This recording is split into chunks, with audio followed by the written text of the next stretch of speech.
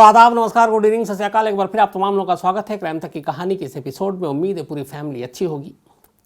आज की जो कहानी आपको मैं सुनाने जा रहा हूँ, ये शायद पहली कहानी होगी जब तक मैंने सुनाई है जिसमें जिस शख्स की, जिस लड़की की मैं कहानी सुनाने जा रहा हूँ उसका नाम नहीं मालूम। पिछले 52 सालों से ये लड़की एक रहस्य, इसका नाम एक रहस्य, इसकी पहचान एक रहस्य। कौन है, कहाँ से आई, किस देश की है, क्या करती थी, मौत की पहेली क्या है। 52 ईयर्स हो गए, आज भी इन सवालों के जवाब नहीं है। इस कहानी में इतनी मिस्ट्री है, इतनी मिस्ट्री है कि इसको सुनने के बाद आप खुद थोड़े से चकरा जाएंगे और आखिर में फैसला आप लोगों को करना है कि यह है क्या, और मुझे ज़रूर मेल करके बताइएगा। कहानी नॉर्वे की है, एक बहुत ही खूबसूरत देश। आप लोग जानते होंगे नॉर्वे कई चीज़ों के लिए मशहूर है। एक तो जो नोबेल पीस प्राइज़ मिलता है वो नॉर्वे की जो कैपिटल है, राजधानी ओस्लो, वहाँ दिया जाता है। बाकी के जो नोबेल के प्राइज़ हैं वो स्वीडन की जो राजधानी कैपिटल है स्टॉकहोम, वहाँ दिया जाता है। लेकिन इकलौता नोबेल है जो पीस प्राइज़, वो ओस्लो यानी कि नॉर्वे के कैपिटल में दिया जाता है। और इसकी वजह यह है कि जिन्होंने नोबेल शुरू किया था, अल्बर्ट नोबेल ने, उनकी ये ख्वाहिश थी कि जो नोबेल पीस प्राइज़ है वो नॉर्वे के ही पार्लियामेंट के 5 मेंबरों की एक कमेटी तय करेगी कि किसे उस साल का पीस अवार्ड मिलना चाहिए। और उनका ये था कि उसमें आप देश, धर्म, जात ये सब नहीं देखेंगे, अक्रॉस द वर्ल्ड जिसने भी अच्छा काम किया आप उसको देंगे। तो एक तो नोबेल पीस प्राइज़ के लिए नॉर्वे का नाम है। दूसरा, नॉर्वे के साथ एक और भी अजीब सी कहानी है। नॉर्वे को कंट्री ऑफ मिडनाइट सन भी कहते हैं। यहाँ रात करीब 1:15 बजे सूरज डूबता है। और ये वो देश है जहाँ के कुछ हिस्सों में तो कभी सूरज की रोशनी पहुँची ही नहीं, क्योंकि चारों तरफ खूबसूरत पहाड़ियाँ हैं, झरने हैं, नदियाँ हैं। तो यहाँ पे सूरज की रोशनी नहीं है। और सूरज यहाँ पे जो निकलता भी है तो वो सिर्फ कहते हैं कि 40 मिनट के लिए, 40 मिनट 24 घंटे में। तो रात भी वहाँ मतलब 1:15 बजे जो करीब, आप ये समझिए कि वहाँ कहते हैं कि जो जनरली टाइम है 12:43, 12:45 पे सूरज डूबता है रात को, और 40 मिनट के लिए होता, तो इसका मतलब है 12 बजे सूरज निकलता होगा, सिर्फ 40 मिनट के लिए। तो इसीलिए इसको कंट्री ऑफ मिडनाइट सन कहते हैं। कहानी इसी नॉर्वे की है और ओस्लो की तो नहीं है, लेकिन ओस्लो से दूर एक शहर है छोटा सा। अच्छा, नॉर्वे की कुल आबादी है करीब 54 लाख है, 54 लाख टोटल, मतलब इतना तो दिल्ली के एक पार्ट का होगा।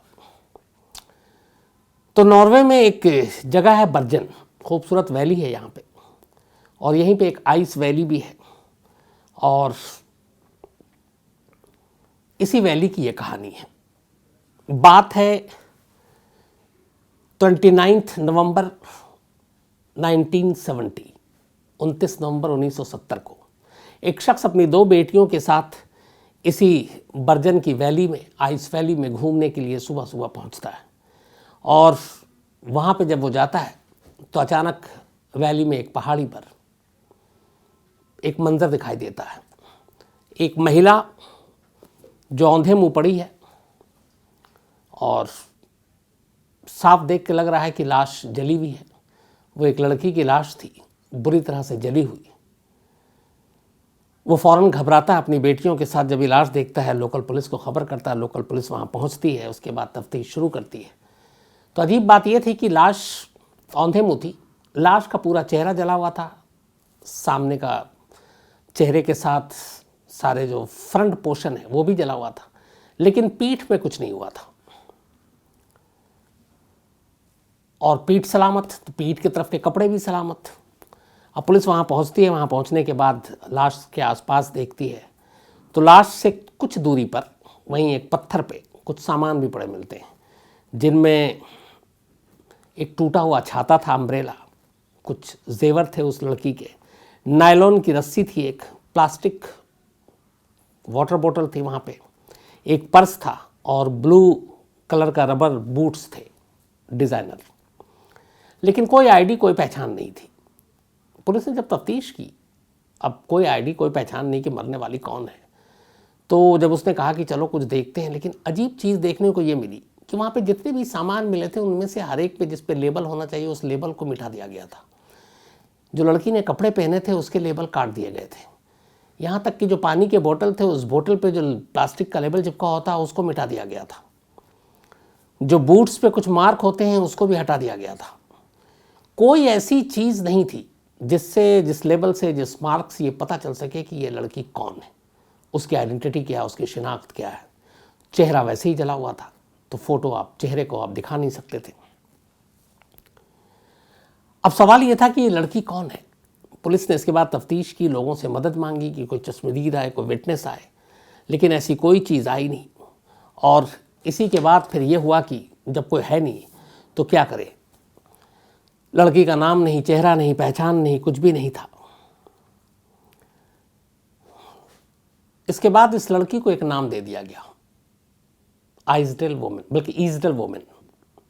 चूँकि वो जो घाटी थी जहाँ पे ये लाश मिली थी ये ईजडेलन घाटी थी, और इस घाटी को एक और भी नाम से पुकारा जाता था और वह था सुसाइड वैली। 1970 के आसपास बहुत सारे नौजवान, बहुत सारे लोग इस घाटी से जाकर कूद के अपनी जान दे देते थे, तो इसलिए ये सुसाइड वैली के नाम से भी बदनाम था। और उसी ईजडेल वैली में इस लड़की की लाश मिली, शिनाख्त कोई नहीं, तो अब क्या करें। तो वहाँ की मीडिया और बाकी लोगों ने इसे नाम दिया ईजडेल वुमेन। अब ये एक रहस्य, नाम कोई है नहीं। अब पुलिस ने इन्वेस्टिगेशन किया, कोई क्लू, कुछ चीज़ें नहीं मिल रही हैं। 3 दिन बीत जाते हैं। 3 दिन के बाद अचानक पुलिस को एक बड़ा सुराग मिलता है। पहली बार बर्जन रेलवे स्टेशन के जो मॉल रूम है जहाँ पे सामान, यात्रियों के लगेज सब रखे होते हैं, वहाँ पे 2 लावारिस सूटकेस मिलने की खबर मिलती है बर्जन पुलिस को, रेलवे की ऑफिशियल की तरफ से। पुलिस की टीम वहाँ जाती है, वो 2 सूटकेस को निकालती है। इस दौरान में 3 दिन हो गए, इस लड़की की अभी तक कोई जानकारी नहीं मिल रही है कि ये ईजडेल वुमेन है कौन। अब जब दोनों सूटकेस को खोला जाता है तो उसमें से बहुत सारे सामान मिलते हैं। उसमें से एक बिना डॉक्टर के प्रिस्क्रिप्शन के ग्लास थे, आंखों का चश्मा।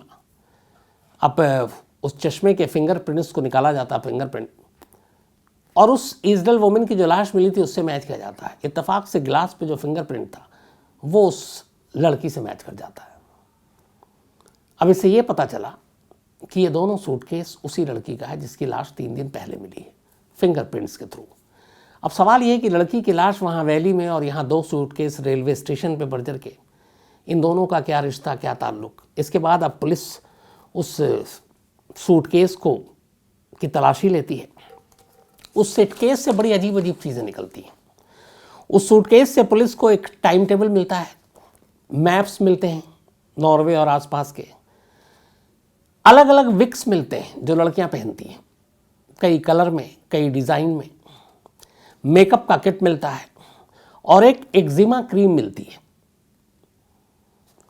उसका ट्यूब, कुछ कपड़े मिलते हैं, पैसे मिलते हैं, नोटपैड मिलता है। अब उसमें सबसे चौंकाने वाली चीज़ ये थी कि जितनी भी चीज़ें मिली इन सब के भी लेबल गायब, किसी पे लेबल नहीं, किसी पे मार्क नहीं। इवन जो वो क्रीम था, एक्जिमा क्रीम, उसमें किस डॉक्टर ने रेफ़र किया, कहाँ से लिया, पेशेंट का नाम क्या है, हर चीज़ से जानबूझकर सारी वो शिनाख्ती चीज़ को मिटा दिया गया या काट दिया गया या हटा दिया गया, जिससे ये पता चल सके कि इस सूटकेस के मालिक कौन है, मालकिन कौन है, उसका नाम क्या है। यही चीज़ उस लाश के साथ हुई थी। लाश के कपड़ों से सारे मार्क हटा दिए गए, लेबल हटा दिए गए, यहाँ तक के बोतल के पानी का मैंने आपको बताया कि वो भी फाड़ दिए गए। अब यहाँ सूटकेस में भी सेम यही चीज़ है। हर चीज़ ये इशारा कर रही है कि जो भी है वो नहीं चाहता है कि उस लड़की की शिनाख्त हो। इसके अलावा उसके बैग से कई देशों की करेंसियाँ मिली, बहुत सारी, जिनमें नॉर्वे की थी, स्विस की थी, बेल्जियम, ब्रिटिश, बैंकॉक, डच, इन सब के करेंसियाँ उस बैग के अंदर। अब एक साथ कई कंट्री के। अब इन सारी चीज़ों को पुलिस ने लिखा और उसमें कुछ नोटपैड भी थे। उसमें एक चीज़ और मिली जिसमें कुछ कोड वर्ड में लिखा हुआ था, लेकिन उस कोड को पुलिस तोड़ नहीं पा रही थी। अब पुलिस ने उसको अपने एक्सपर्ट्स के पास भेजा कि भैया इसको तुम तोड़ो, इस नोटपैड में है क्या। उधर इन्वेस्टिगेशन जारी है। उसी बैग में एक और पॉलीथीन मिली, इकलौती एक ऐसी पॉलीथीन मिली जिसमें एक शोरूम का लेबल था, बाकी कोई चीज़ नहीं थी। पुलिस ने जब पता किया तो पता चला कि ये शोरूम जो है, जो वहाँ उसके अंदर से मिला है, वो जूते का शोरूम है, जो प्लास्टिक की थैली मिली, और वो उस जगह से, बर्जर से करीब 210 किलोमीटर दूर है। पुलिस की एक टीम फ़ौरन उस शोरूम में जाती है, वहाँ जाकर पूछती है, तो वो बूट भी जो लड़की स्पॉट से मिली थी, उस बूट को भी पुलिस ले जाती है। वहाँ जाने के बाद उस शोरूम का जो ओनर था, वो उस बूट को पहचानता है कि यहाँ हमारे यहाँ से लिया था। उस ये भी कहता था कि एक पर्स पे लिया था। फिर वो पूछता है उस कौन थी, कैसी थी, वो लड़की का हुलिया बताता है। हुलिया काफ़ी कुछ मैच करता है जो लाश मिली, हालांकि चेहरा नहीं था, लेकिन बाकी चीज़ों से कुछ बाल बचे हुए थे, और बाकी उससे उसने हाइट वाइट भी जो बताई, लगभग सब कुछ वैसे ही था। फिर उसने पूछा कि आखिर तुमने इस, मतलब इतना टाइम हो गया, उस लड़की को इतना याद कैसे रखा जो बूट वूट लेकर गई। तो उस दुकानदार ने कहा कि मुझे एक अजीब सी चीज़ उस लड़की के अंदर से उसकी स्मेल आई थी। उसने बोला क्या? बोला उस वो लड़की जब बात कर रही थी तो उसके अंदर से गार्लिक की स्मेल आ रही थी, अदरक की। अच्छा, उस वक्त 1970 के दौर में नॉर्वे में ये गार्लिक जो है, लहसुन, वो इतना यूज़ नहीं होता था, वहाँ के लोग नहीं करते जैसे अपने इंडियन सब करते हैं। तो उन्हें बड़ा अजीब लगा। फिर उन्हें पता चला कि ये ऐसे कौन कौन से रेस्तरां हैं यहाँ पे जो इस तरह की चीज़ें गार्लिक का इस्तेमाल करते हैं। 1780s में चूँकि ये बहुत कम ऐसे थे जहाँ पे, और वो लोग शायद इसके स्मेल को पकड़ भी नहीं पाते थे। तब उससे हुलिया और ये गार्लिक वाले कुल्लू को लेकर बर्जर पुलिस ने अब होटलों को छानने की एक मुहिम शुरू की। इसके बाद पुलिस की टीम बर्जर के अलग अलग होटलों में जाती है। उस वक्त नॉर्वे में ये था 70s में कि जब भी कोई होटल में चेक इन करता था अगर कोई, तो पासपोर्ट आपको देना ज़रूरी होता था काउंटर पे, रिसेप्शन पे। अब पुलिस गई, पुलिस ने करीब बहुत सारे होटलों को खंगाला। 7 ऐसे होटल मिले जहां पता चला कि ये लड़की वहां पे ठहरी थी। जो पहली चीज़ पता चली थी उसके बारे में, उस लड़की के बारे में, कि ये गार्लिक वाली बात, और ठीक ठाक देखने में, हाइट वाइट भी अच्छी। तो अब पुलिस इसके बाद होटल में पहुंचना शुरू करती है, और होटल में जब तलाशी लेती है तो पता चलता है 7 ऐसे होटल मिले जहां पे ये लड़की रुकी थी उसी डेट के दौरान, इसकी डेथ से पहले। अब हर जगह जब उससे पूछा गया तो एक चौंकाने वाली चीज़ आई कि 7 होटल में वो अलग अलग नाम से रुकी थी, और 7 होटल में जब अलग अलग नाम से रुकी थी, इसका मतलब ये है, और अलग अलग देश बताकर, कि उसके पास 7 पासपोर्ट थे अलग अलग कंट्री के। अब यहाँ से पुलिस का माथा ठनका कि एक लड़की, उसकी लाश नहीं मिल रही, उसके हर लेबल, हर शिनाख्ती चीज़ को छुपाया जा रहा है, और होटलों में वो अलग अलग रह रही है, और शानदार शानदार होटलों में रह रही है, पैसे खर्च कर रही है, उसके सूटकेस से इतने सारे पैसे भी मिल रहे हैं, और नाम अलग अलग होटलों में लेकर रह रही है। इस दौरान में पुलिस ने अब जो एक नोटपैड मिला था उसमें कोड में कुछ चीज़ें लिखी हुई थी, उस कोड को डिकोड किया गया। जैसे एक में उसमें लिखा था उसने 022028P, तो बाद में जब ये डिकोड हुआ तो पता चला कि ये उसके पेरिस जाने और पेरिस से लौटने की तारीख लिखी हुई थी 022, यानी कि वो 022 22 तारीख को गई थी, और 28 028 लौटी, और आखिर में P था, P फॉर पेरिस, अक्टूबर में। एक में था 029PS। अब इसमें भी एक अलग कोड था उसका। PS यहाँ पे ये था कि पेरिस टू स्टेवेंगर, ये वहाँ से वहाँ गई थी। एक में था 030BN5, ये इसका कोड जो डिकेड हुआ ये था कि नवंबर में आई थी और बर्जन आई थी, और 5 नवंबर को बर्जन आई थी, और जो इसकी लाश मिली है वो 29 नवंबर को मिली है। तो जब भी वो होटल में जाती, चेक करती, अलग अलग नामों से करती, अलग अलग पासपोर्ट देती।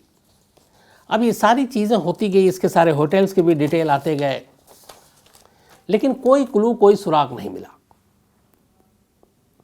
2 महीने बीत गए।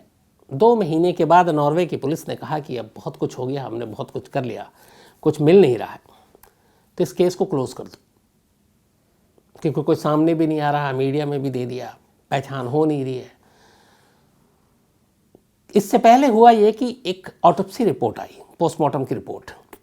पोस्टमार्टम रिपोर्ट में ये कहा गया, अब यहाँ से भी फिर एक केस अजीब बनता है, कि उस लड़की की जिसकी मौत हुई, उसके पेट से 50 to 70 स्लीपिंग पिल्स मिले, नींद की गोलियां, 50 से 70। और इत्तेफाक से वो सारी गोलियां उस वक्त भी पेट में थी और वो अभी तक ब्लड में शामिल नहीं हुई थी जब उसकी मौत हुई। 50 to 70। फिर ये हुआ कि जब वो मरी, और चूंकि बर्निंग के सारे वो थे, जल रहे थे, तब उसके लंग्स से वो धुआं निकला। इसका मतलब ये था कि जब वो जल रही थी तब वो जिंदा थी, क्योंकि धुआं अंदर पहुंचा था। लेफ्ट नेक में एक जगह पे उसके चोट के निशान थे जो किसी वजनी चीज से मारे गए थे। अब ये 3 अलग अलग चीज ऑटोप्सी में सामने आई। पहला 50 to 70 पिल्स, दूसरा लेफ्ट में चोट, तीसरा लंग्स में धुआं। इस ऑटोप्सी रिपोर्ट के बाद नॉर्वे की पुलिस ने यह माना कि ये शुरुआत में ही ये एक सुसाइड है। उसने स्लीपिंग पिल्स खाए और मर गई। लेकिन उस पर सवाल उठाया गया कि अगर उसने सुसाइड करनी थी, नींद की गोलियां खा ली थी, तो फिर खुद को जलाने की क्या ज़रूरत थी। वहाँ आसपास में कुछ पेट्रोल के सैंपल भी मिले जांच के दौरान। दूसरा, अगर उसने सुसाइड ही करनी थी और नींद की गोलियां भी खा ली और उसने अपने आप को जला भी लिया, तो अपने सारे कपड़े, घड़ी, छाता, जेवर उतार कर एक करीने से एक साइड में ले जाकर एक जगह रखा, फिर अपने कपड़े के लेबल फाड़े, फिर उन सारी चीज़ों के लेबल हटाए, और उसके बाद वो मरती है।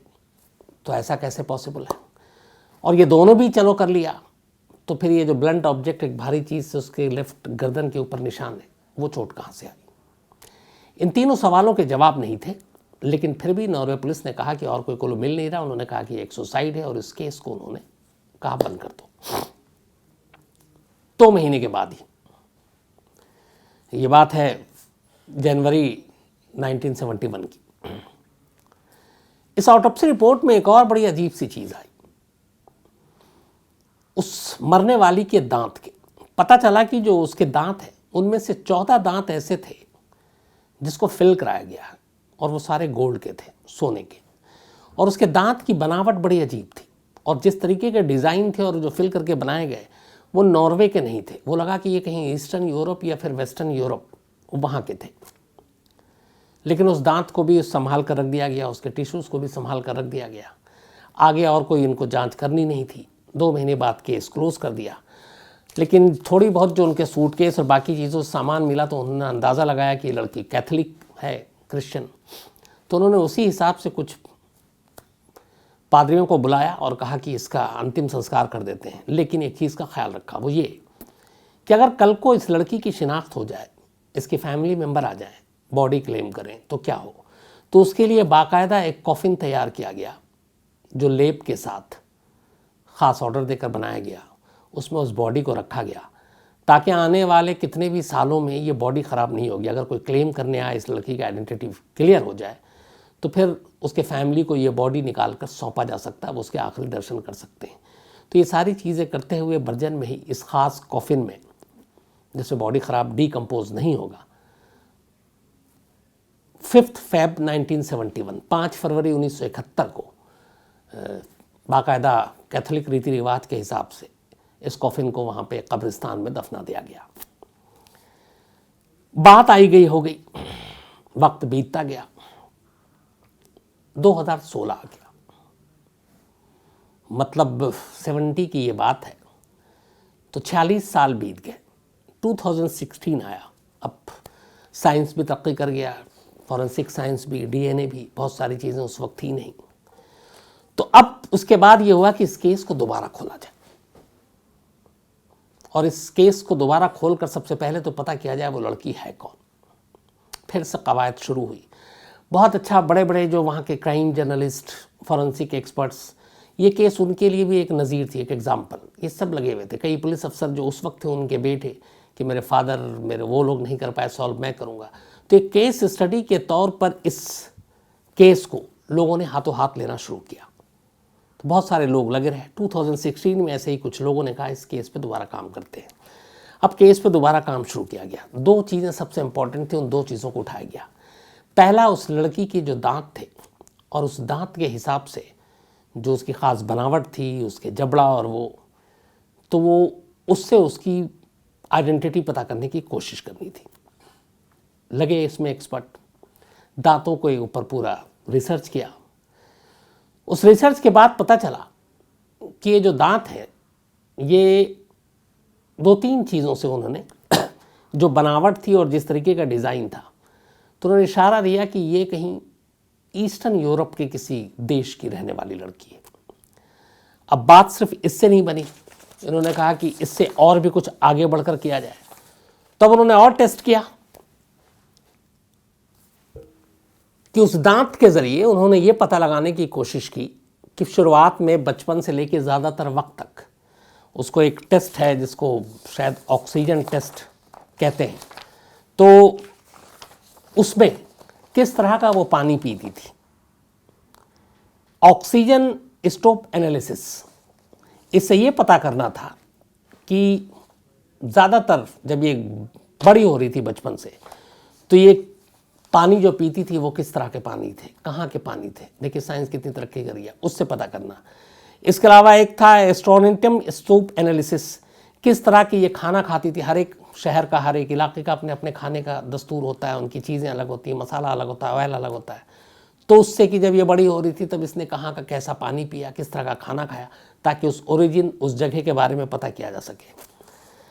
इसके अलावा पहली बार ये हुआ था नॉर्वे की हिस्ट्री में जब उन्होंने इस तरह की जांच की, और सिर्फ उसका रीजन और उसका वो पता करने के लिए। फिर उसके जो टिश्यूज़ के सैंपल थे, डीएनए बहुत तरक्की कर गया तो पुलिस ने अब नए तरीके से उसके उस डीएनए को का वो सारा वो निकाला, ताकि अगर किसी भी नियरेस्ट रिलेटिव से वो डीएनए का सैंपल मैच कर जाए तो पता चल जाएगा। जैसे डीएनए में आजकल आपको पता है कि डायरेक्ट, मान लीजिए मेरे 2, 4, 3 पीढ़ी के पुराने का भी अगर कोई डीएनए निकलता है और वो हम में से कई लोगों के साथ मैच करता है, तो परसेंटेज होते हैं 80, 90, जिसका हाईएस्ट क्लोजअप एकदम नज़दीक तक जाए तो वो मैच कर जाता है। तब उन्होंने इंटरपोल को भी किया, उनके पूरे सैंपल डीएनए के निकाले अब, और कहा है कि ये डीएनए है और इससे क्लोजेस्ट अगर कोई मैच करे तो बताएं। तो अब दिया गया, तो अगर क्लोजेस्ट कहीं मिल गया तो वो ज़्यादा आसानी से पता चल सकता है। लेकिन कुल मिलाकर इन सारे टेस्ट से ये पता चला कि ये लड़की यूरोप की थी।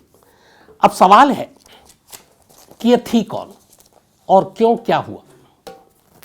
उसको लेके कई थ्योरी थी। पहली थ्योरी आई कि ये लड़की एक स्पाई थी, एक जासूस। जिस वक्त ये 1970 की बात है जब हुआ, तो उस वक्त जो नॉर्वे है ये एक नेटो के हिसाब से बड़ा इम्पोर्टेंट देश था, और नेटो कई चीज़ों का टेस्ट भी इधर कर रही थी आसपास। और ये नॉर्वे की एक ख़ास बात यह है कि ये सोवियत यूनियन जो है उसके बिल्कुल करीब, और रशियन और इजरायली जो एजेंट है, रशिया के जो केजीबी है और मोसाद के जो इजराइल के जो मोसाद है, कहते हैं कि नॉर्वे में इन लोगों ने उस वक्त डेरा डाला हुआ था। तो एक तो ये है कि ये लड़की स्पाई थी, और शुरुआत में ये कहा गया कि ये मोसाद की थी, लेकिन फिर ये हुआ कि ये मोसाद की नहीं थी, क्योंकि इसकी ओरिजिन और बाकी चीज़ें जब इसके बाकी टेस्ट से पता चला तो ये हुआ कि ये यूरोप की थी, और इसलिए इजराइल के लिए काम करने का इसका सवाल नहीं होता। पहली चीज़ आई। दूसरी थ्योरी आई कि बिल्कुल हो सकता है और ये लड़की खुद स्पाई ना हो, एक कोरियर हो। हर जासूस, हर एजेंट जो काम करता है वो दूसरों अकेला तो करता नहीं, उसके बहुत सारे हेल्पर होते हैं, कुछ संदेश पहुंचाने वाले होते हैं, कुछ कोरियर टाइप के होते हैं। तो उसमें ये भी है कि ये लड़की कोरियर थी और अलग अलग मतलब या तो किसी जासूस के लिए खबर इधर से उधर पहुंचाने का काम करती थी। तीसरी थ्योरी आई कि ये लड़की इंटेलिजेंस किसी एजेंसी से जुड़ी हुई थी, किसी भी देश की, और उनके लिए काम करती थी।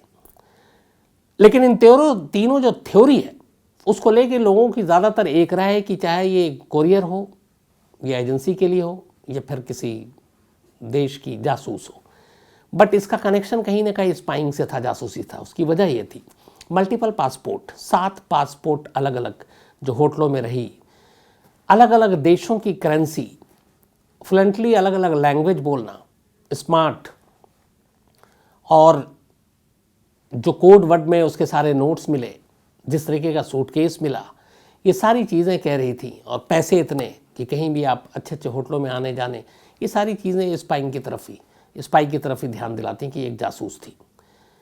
जो दांत के बाद में टेस्ट हुए, उस टीथ एनालिसिस से ये भी पता चला कि इस लड़की की उम्र, उस वक्त शुरू में कहा गया था कि शायद करीब 30 साल है, कहा गया कि नहीं, इसकी उम्र 40 to 45 के बीच में थी, 40 से 45 साल के बीच में। तो ये नई चीज़ें सामने आई और इसके बाद अब ये हुआ कि इंटरपोल इसमें बीच में आ गई है। 16 के बाद डीएनए का सैंपल लिया गया है। जिन जिन देशों में इसके ज़्यादा उस वहाँ की नागरिकता होने की गुंजाइश है, वहाँ के उससे डीएनए सैंपल को मैच कराने की बात की गई है। अब एक और भी खुलासा हुआ है और वो ये कि अब तक जितनी इन्वेस्टिगेशन हुई है, जो शुरुआत में 2 महीने में सुसाइड कह के बंद कर दिया गया था, उनका मानना है कि अगर ये एक स्पाई है और जिस तरीके से हर एक पहचान, हर एक आइडेंटिटी को मिटाने की कोशिश की गई, उससे साफ है कि एक मर्डर है, सुसाइड नहीं है। तो अब ये कातिल कौन है, किस देश की जासूस थी भी कि नहीं थी, किसी का चारा बनी, ये सारे सवाल अभी भी एक रहस्य है, एक पहेली है। 52 साल हो गए, आज भी ईजडल वुमेन, जिसकी लाश एक कॉफिन में रखी हुई है इस उम्मीद पर कि उसका कोई अपना आए तो वो कॉफिन खुले, उसे सौंपा जाए और फिर उसका नाम पता चले। लेकिन 52 साल तो हो गए, आज भी उस नाम की तलाश है, आज भी उस नाम की जगह पे उसे द ईजडल वुमेन ही पुकारा जाता है। और आज भी ईजडल वुमेन का रहस्य एक रहस्य है। 52 साल से नॉर्वे की हिस्ट्री में ये अब तक का सबसे बड़ा रहस्य है जो सुलझ नहीं पाया। तो ये थी कहानी ईजडल वुमेन की। इसके बारे में अगर आप लोगों को कोई जानकारी हो तो ज़रूर बताइएगा। और अब कहानी का सिलसिला ख़त्म हो उससे पहले अपना सिलसिला आगे बढ़ाते हैं। सचिन शर्मा लोहारू हरियाणा से हैं, आज इनका जन्मदिन है, हैप्पी बर्थडे सचिन। और पिंकू वत्स ने भेजा है। इसके अलावा अली का भी आज जन्मदिन है, हैप्पी बर्थडे अली, बल्कि 30 तारीख को है, कल तो एडवांस में क्योंकि कल संडे है। और सुहेल शेख जी ने भेजा, उनके बेटे हैं ये। श्रेया का भी जन्मदिन है, तो हैप्पी बर्थडे श्रेया। और मोनू लाल एंड सुमन, इनके मम्मी पापा हैं, उन्होंने भेजा है। अशरफुल हक, इनका भी जन्मदिन है, हैप्पी बर्थडे अशरफुल। और ये काछर असम से है। इसके अलावा आरती पांडे जी और रंजेश पांडे जी, इनकी एनिवर्सरी, तो आप दोनों को बहुत बहुत बधाई, marriage anniversary. Pushpa Singh and Amarjeet Singh की भी मैरिज एनिवर्सरी, आप दोनों को भी बहुत बधाई। और ज्योति, इनकी भी मैरिज एनिवर्सरी है। और इनकी जो बड़ी बहन है हेमन गर्ग भटिंडा से, उन्होंने भेजा है। तो आप सभी को बहुत बहुत बधाई, शुभकामनाएं। मोहम्मद वारिस लिखते हैं कि कोई डाकू की कहानी सुनाइए। तो चलिए वारिस साहब, जल्दी सुनाता हूँ। वर्षा सिंह, इन्होंने लिखा है कि पहले इनके पति जो है कहानियाँ नहीं सुनते थे, मुझे बल्कि कहते भी थे, टोकते भी थे। अब वो जब से उन्होंने सुनना शुरू किया तो वो खुद भी सुनना शुरू कर चुके हैं और सुनते हैं। चलिए, अच्छा लगा, इसी तरह परिवार बढ़ता रहेगा। थैंक यू वेरी मच वर्षा जी। इसके अलावा रणविजय सिंह हैं, दिल्ली से हैं। इनका कहना है कि इनकी फियांसी शायद स्पाइस जेट में है और अब वो भी कहानी सुनती हैं। इन्होंने भी चालाकी की, एक बार एक स्पाइस जेट की स्टाफ की कोई कहानी सुना दी तो वो इंटरेस्ट आ गया, अब उसके बाद इंटरेस्ट चलता रहा। तो thank you very much Ranvijay Singh. Sandeep सरकार हैं और इसके अलावा आशीष सरकार, इनकी बिटिया। और डेविड बून, ऑस्ट्रेलियन ओपनर, मुझे बड़ा पसंद थे, गोलू से, नाटे से, मोटे से, तो उनकी कहानी सुनना चाहते हैं। इसके अलावा हेमंत राफ्टे हैं। हेमंत राफ्टे साहब ये प्रोफेसर हैं जर्नलिज्म के और इन्होंने लिखा है कि इनकी वाइफ माधवी जो है, उनके ज़रिए कहानी के बारे में पता चला, फिर उन्होंने भी सुनना शुरू किया। ये पुणे में रहते हैं। इन्होंने कहा कि मैं आपको कुछ कहानी भेजना चाहता हूँ, आप प्रोफेसर साहब बिल्कुल भेजिए, मुझे खुशी होगी। और बाकी आपसे मैं ज़रूर बात करूँगा, आपने जो कहा है उसमें लिखा है कुछ सलाह के लिए। Thank you very much professor Hemant Rafte साहब, हौसला बढ़ाने के लिए और कहानियाँ सुनने के लिए। जितेंद्र कुमार शर्मा हैं, इन्होंने बड़ी खूब लिखा है। इन्होंने कहा कि शम्स भाई अब आप फिल्म में जाइए और एक्टिंग शुरू कर दीजिए, फिल्म सुपरहिट होगी, धांसू चलेगी। जितेंद्र भाई, एक्टिंग तो आती नहीं है, बस जो काम आता है वही करना चाहिए। अनिल कुमार सरोदे हैं और ये अबू धाबी में रहते हैं और भैयू महाराज की कहानी सुनना चाहते हैं। मुझे पता नहीं क्यों ऐसा लगता है मैंने सुना दिया, लेकिन अगर नहीं सुनाई है तो फिर मैं ज़रूर आपको सुनाऊंगा।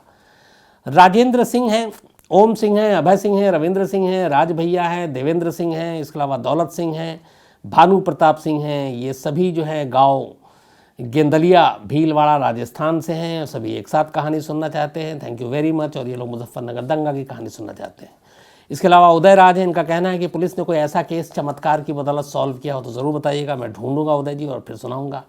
संजीव राणा है, न्यूक्लियर के बारे में, न्यूक्लियर बॉम्ब के बारे में कहानी सुनना चाहते हैं। इसके अलावा पायल गर्ग है, डॉक्टर पायल गर्ग हैं और यूके में रहती हैं, इनको अभी कोविड हो गया, तो मैं दुआ करूंगा आप फटाफट फिर से नेगेटिव हो जाएं। और इन्होंने कहा कोविड के दौरान ही इन्होंने कुछ योगा की चीज़ें की हैं और इन्होंने वीडियो भी भेजा है। मैं पायल जी उसको देख के ज़रूर आपको कमेंट करूँगा, आपको बताऊँगा भी, कोशिश भी करूँगा कि उसको मैं फॉलो करूँ। तो आप तमाम लोगों का शुक्रिया, थैंक यू वेरी मच। आज कहानी में इतना ही, कल संडे तो कल छुट्टी, आप लोग भी छुट्टी बनाइए, पर अपना ख्याल रखिए, कोरोना से बचाव कीजिए। अब आपसे मुलाकात होगी मंडे को नए हफ्ते में नई कहानियों के दौर के साथ। Thank you very much.